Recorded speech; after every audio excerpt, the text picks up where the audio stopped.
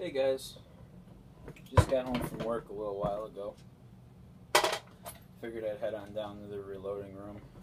I find it's a nice way to unwind after coming home from work. You might be asking yourself, why are you using that old dinosaur of a press when you got this fancy new Dillon next to you? And to that I say, well, sometimes it's nice to go back to the old-fashioned way. It's kind of like, I don't know, man knitting, if you will. And then sometimes you just don't feel like messing your press up. You know, I have it set up for 9mm over on the Dillon, and to switch over to 380, which is what I'm reloading here, you have to remove all my dies because I'm too cheap to buy the quick change tool heads. And plus, I only want to reload up maybe 100 rounds of 380 or so, which doesn't take too long even on a single stage. My last batch of cast bullets I had for the 380s right here, there's probably a little over 100 there, but this isn't a big batch, so I'm enjoying the single stage reloading process. But now to get to the point of this video, let's show you what I'm making this food for.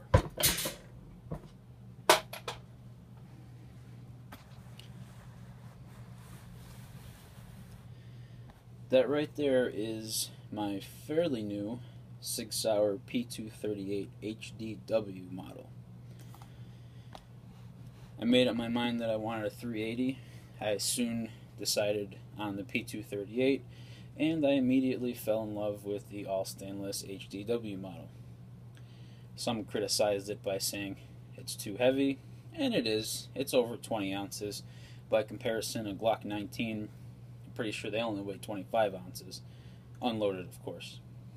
But despite being a little hefty, I've been carrying this thing for the last couple weeks in the front of my jeans pocket in this little DeSantis holster that I picked up for pretty cheap on Midway.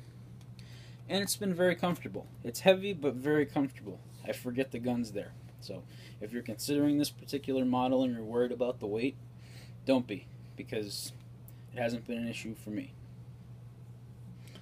So let's give you a better look at it here. Start off by safety checking. It's got a loaded magazine and a loaded chamber. So I was totally safe and protected up until 5 seconds ago. But all jokingness aside, we're safe to fondle. Now, I guess the main criticism about using this particular firearm for concealed carry is that of the manual safety. A lot of guys simply will not touch a concealed carry gun with a manual safety. But me, I love shooting my 1911. I practiced drawing this thing a few times, and it just seemed pretty natural to me to put my thumb on that safety. And it wasn't really an issue for me. That being said, it's a very, very positive safety. I know it's tough to tell on the video, but you get a very tactile and audible click. So it's not really an issue. And if some of your concerns are the same as mine, after seeing this gun, I looked at that tiny little nub of a safety right there, and I thought to myself, man, I don't know if I'm going to be able to engage that effectively, but it's really not an issue.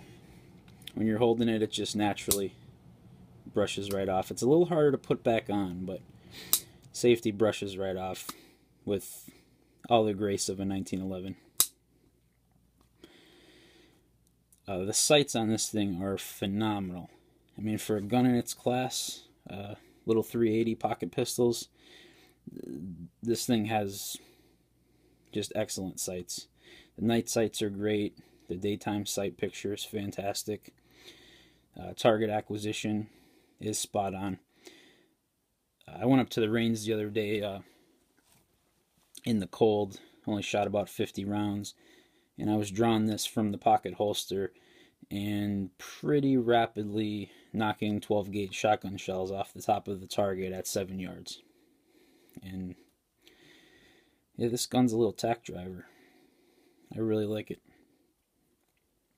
Craftsmanship is typical Sig Sauer. It's just put together extremely well. By now it's probably got about 300 rounds through it. You can see the barrel starting to wear a little bit. That sort of thing doesn't bother me. I think it gives the gun character. Double check. Now, if you're worried about takedown, I think for being a little miniature copy of a 1911, I think this takes down easier than my 1911. Here, I'll give you an example. Cock your hammer.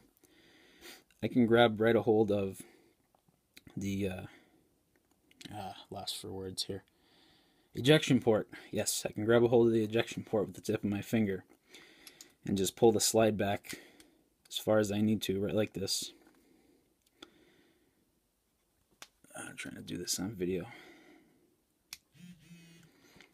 Yeah, I can pull it back as far as I need to. Take that takedown pin right out. Slide comes right off. And from there on out, it's pretty simple. Basic auto pistol. Take your guide rod out, clean your barrel. And because it doesn't have the 1911 style linkage, it goes together very easily. The only thing you have to watch is your ejector here. You have to push that down. Your slide back.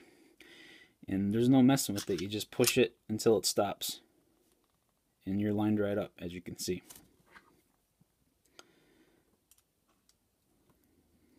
Careful not to get the idiot scratch. Maybe a little bit of rearward pressure on the slide.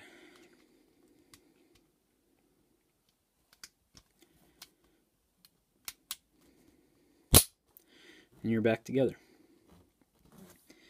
I know that didn't seem too hard, but I was actually pretty fumbly with it on video. It's much easier even than I made it look to take down. Let's see, what else? It comes with one magazine. That's pretty annoying, Sig Sauer. I'm not gonna lie. And the fact that you're charging $40 for this little tiny piece of metal with a spring in it. Come on, put 2 of them in the box. Speaking of what comes in the box, they give you this little Kydex outside the waistband holster, which is not bad for what it is. It holds the gun very well. It's a nice range holster. Not really what I would consider for concealed carry. When I purchased this from the gun shop, they talked me into one of these extended magazines with the little pinky rest here.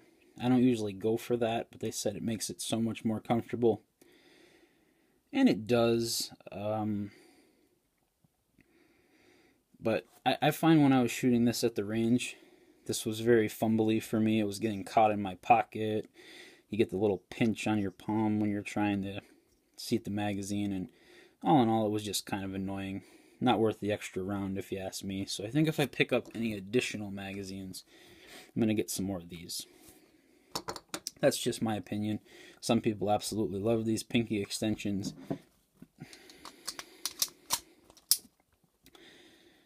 And it does allow you a full 3-finger grip on the pistol.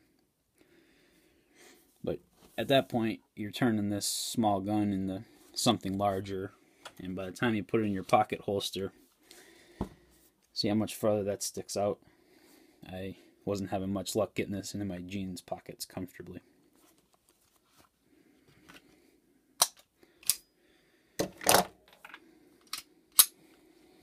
Alright. Well, I hope you enjoyed this just under 10-minute look at my new Sig Sauer P238 HDW. Hope I didn't let it run too long. Hope I had some good points, and I hope you learned something new. As always, thank you for watching.